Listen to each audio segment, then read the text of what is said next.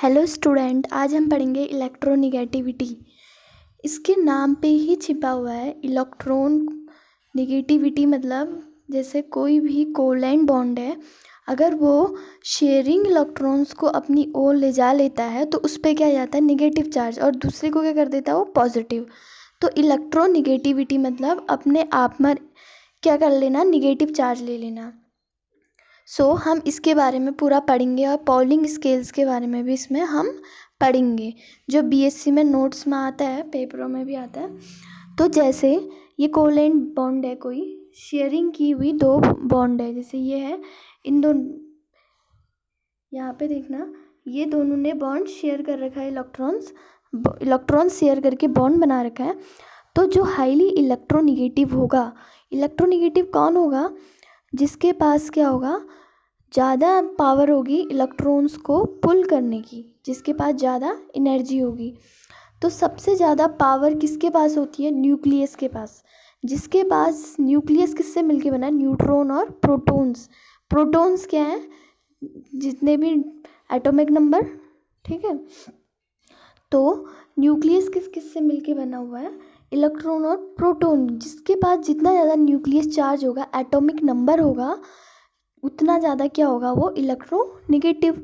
उतनी ज़्यादा उसके पास क्या होगी, एनर्जी होगी पुल करने की। और जो जितने जल्दी पुल कर लेता है इलेक्ट्रॉन को, वो उतना ज़्यादा क्या होता है, इलेक्ट्रोनिगेटिव।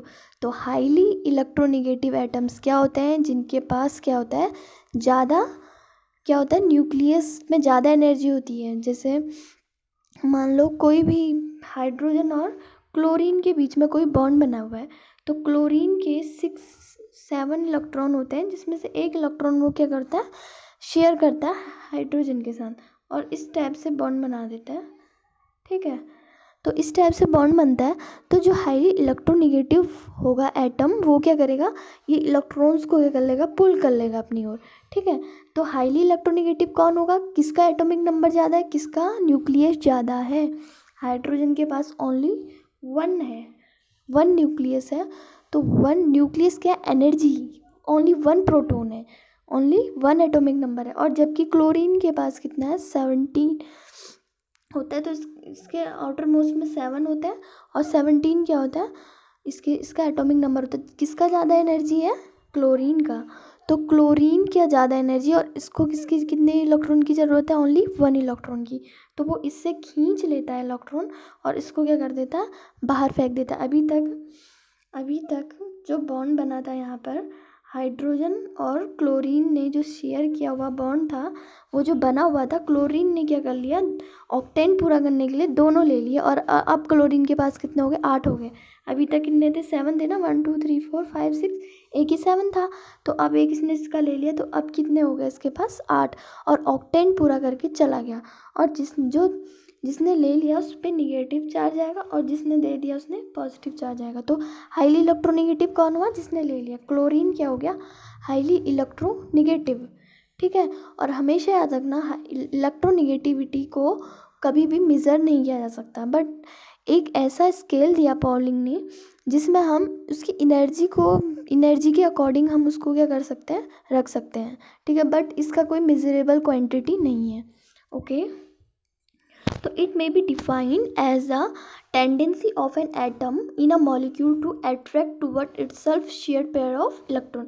अभी देखा आपने कि यहाँ पे अट्रैक्ट करने की जो टेंडेंसी है किसी भी एटम की, इसने अट्रैक्ट किया ना। अट्रैक्ट कौन करता है, जिसके पास क्या होता है, हाईली क्या होता है, एटॉमिक चार्ज होता है, जिसका न्यूक्लियस ज़्यादा होगा, न्यूक्लियस ज़्यादा है, किसी के पास ज़्यादा एनर्जी है, तो वो खींच लेगा ना। अब मान लो आपके पास कम एनर्जी है, और आपसे बोल दिया कि एक बड़ा सा ड्रम दे दिया फुल भरा हुआ, उसको खींचो बोला, तो आप नहीं खींच पाओगे जब तक आपके पास एनर्जी नहीं है। तो जिसके पास जितनी ज़्यादा एनर्जी होगी, वो इतनी ईजीली उसको खींचेगा, ठीक है। Pauli is given arbitrary scales, मतलब एक रैंडमली स्केल दिया था, कोई ये नहीं था कि फिक्स वैल्यू है इलेक्ट्रोनिगेटिविटी की कोई फिक्स वैल्यू नहीं होती है। मतलब एक ऑर्बिटरी स्केल दिया था to a measured electronegativity of different atom, अलग अलग एटम्स की इलेक्ट्रोनिगेटिविटी को मेज़र करने के लिए एक क्या दिया था, स्केल दिया था। This scale is based upon the calculation of bond energy in this scale. उसको क्या, बॉन्ड एनर्जी को स्केल ने क्या करा था, मेज़र किया था। जैसे अब यहाँ पे हाइड्रोजन और क्लोरीन का ही ले लो, तो क्या होगा इसमें, बॉन्ड एनर्जी मेज़र होगी कि कितनी ज़्यादा एनर्जी है इस बॉन्ड की, जिसने जितनी, अब बॉन्ड की एनर्जी तो क्या होगी, बॉन्ड दोनों ने सेम ही कर रखा है यहाँ पे शेयरिंग, बट इलेक्ट्रॉन्स क्या है इसके पास ज़्यादा। अब इसके पास तो इलेक्ट्रॉन है ही नहीं खींचने के लिए, अपना भी तो ताकत लगानी है उसने अपने इलेक्ट्रॉन को बचाने के लिए। अब इसके पास इस इलेक्ट्रॉन को बचाने के लिए कोई एनर्जी नहीं कि अपना पुल कर सके यहाँ से, अपना इलेक्ट्रॉन बचा सके, बट इसके पास तो बहुत सारी एनर्जी है, इसको बचाने तो बहुत लोग आ जाएंगे, ये ले जा ही नहीं पाएगा इस इलेक्ट्रॉन को। ठीक है, तो यहाँ पे मूलिकन ने स्केल दिया था जिसमें एनर्जी को, तो इसमें से किसकी ज़्यादा एनर्जी है, क्लोरीन की है, तो हाईली इलेक्ट्रोनेगेटिविटी कौन, निगेटिव कौन हो गया, क्लोरीन। तो इसलिए इस हिसाब से पॉलिंग ने एक स्केल दिया था। अलग अलग साइंटिस्ट है, सब ने स्केल दिया, मूलिकन ने भी दिया था। और पॉलिंग एक ऐसे साइंटिस्ट है जिन्हें बहुत बार नोबेल प्राइज़ भी मिल गया था इसके लिए। अब determination of electronegativity, polling scales of electronegativity is based upon the calculation of bond energy. Always remember that this is based upon the bond energy. जिसकी ज़्यादा जितनी एनर्जी होगी इलेक्ट्रॉन बचाने की, वो उतना ज़्यादा इलेक्ट्रोनेगेटिव एटम है। ओके, एंड इसका एक फॉर्मूला है, उसने क्या कंसिडर किया था, he considered the formation of covalent molecule. अब यहाँ पे ये A2 था, ये क्या था, B2 था। ठीक है, मतलब एक A मॉलिक्यूल और एक B मॉलिक्यूल ने मिलके क्या बनाया, यहाँ पे AB मॉलिक्यूल बनाया। मान लो A था कोई, इसने B मिलके, मतलब इसके भी कोई इलेक्ट्रॉन्स होंगे, इसके पास भी इलेक्ट्रॉन होंगे, तो दोनों ने शेयर करके जो आपस में बॉन्ड बनाया, वो बनाया इन्होंने, इन्होंने बनाया AB बॉन्ड। ठीक है, अब सेम यहाँ पे मान लो ए कोई बॉन्ड था और बी कोई बॉन्ड था। मान लो यहाँ पे हाइड्रोजन और हाइड्रोजन बॉन्ड था ये वाला, और यहाँ पे क्लोरीन और क्लोरीन बॉन्ड था ये वाला। तो जब ये ब्रेक होगा तो इसके पास कितने बॉन्ड होंगे, 7 बॉन्ड होंगे, इसके पास 1 होगा। तो क्लोरीन और हाइड्रोजन यानी कि ए एंड बी आपस में मिल जाएंगे। ओके, ए और बी मिले, फिर यहाँ पर से ए और बी मिल जाएंगे, तो इसका मतलब 2AB। ये दोनों आपस में ब्रेक हुए, और ये इसके साथ जुड़ गया और ये इसके साथ जुड़ गया। Okay, according to Pauling bond dissociation energy, इसको डेमोवेकेशन भी बोलते हैं और डिसोसिएशन एनर्जी भी लिख सकते हैं आप। जो डिसोशिएट करने की एनर्जी है, डिसोसिएशन एनर्जी ऑफ AB की जो डिसोसिएशन एनर्जी है, कौन ज़्यादा जल्दी डिसोशिएट करेगा बॉन्ड को, कौन ज़्यादा जल्दी तोड़ेगा बॉन्ड को, और वही तोड़ेगा जिसके पास ज़्यादा एनर्जी होगी, और वही उस बॉन्ड को तोड़कर इलेक्ट्रॉन ले जा लेगा। ओके, अब अभी एनर्जी क्या है, मान लो AB बॉन्ड को तोड़ने की एनर्जी, E क्या है, energy, E is a energy of AB bond. Okay, वो ज़्यादा होगी किससे, AA बॉन्ड से BB बॉन्ड से। कैसे होगी, अब मान लो एनर्जी इसकी ज़्यादा होगी क्योंकि ये B अलग एटम है और A अलग है, इन दोनों की इलेक्ट्रोनेगेटिविटी अलग अलग होगी क्योंकि अलग अलग एटम है। ओके, जबकि जो AA है, मान लो AA कोई बॉन्ड है, मान लो हाइड्रोजन ही बॉन्ड है, तो इलेक्ट्रोनेगेटिविटी सेम है, तो इसका मतलब क्या होगा, इसमें एनर्जी कम होगी, ऑब्वियसली एनर्जी कम होगी, है ना, क्योंकि दोनों तो सेम है, कौन किसका इलेक्ट्रॉन ले जाएगा। ठीक है, तो एनर्जी क्या होगी, सेम होगी। वैसे BB में भी सेम एटम होगा तो उसकी भी एनर्जी सेम होगी।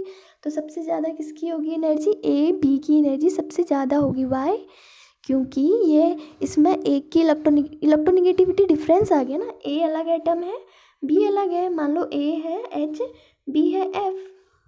ओके, अब मान लो A है Na, B है Cl। ओके, इलेक्ट्रोनेगेटिविटी डिफरेंट हो गया ना A और B, इसका मतलब इसकी एनर्जी AB की ज़्यादा होगी। तो हम इसका डिफरेंस कैसे निकालेंगे, एनर्जी डिफरेंस कैसे निकालते हैं, डिफरेंस निकालने के लिए डेल लगाते हैं, और हम इसका A माइनस BB का अब इसको रूट में भी लिख सकते हैं, बट हमने 1/2 लिख दिया। ओके, आप जैसे लिखना चाहो। तो डेल ई क्या है, measure of polarity.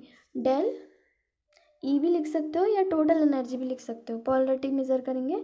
If X A and X B are electronegative of bond atom, अगर एक्स ए और X B electronegative bond atom है, एक्स ए मान लो एन ए है, सी एल क्या है, बी है, तो इसका इलेक्ट्रोनिगेटिव और इसका इलेक्ट्रोनिगेटिव, ठीक है, एक्स नहीं बोलते इसको, थोड़ा जायज़ हिस्सा बनाते हैं। तो इसका जो फॉर्मूला है यहाँ पे दिया है हमने, ये एक्स ए एक्स बी बराबर क्या हो जाएगा 0.88, और ये अंडर रूट में डेली क्या है, एनर्जी है, ठीक है, किलो जूल पर मोल में लेंगे इसे। ओके, अगर आपको ये पसंद आया तो प्लीज़ लाइक और शेयर कीजिए। अब इसके बाद वाले लेक्चर में मैं आपको बताऊंगी कि पीरियोडिक टेबल में लेफ़्ट टू राइट जाने पर किस टाइप से इलेक्ट्रोनिगेटिविटी कम होती है और बढ़ती है। Thank you for watching.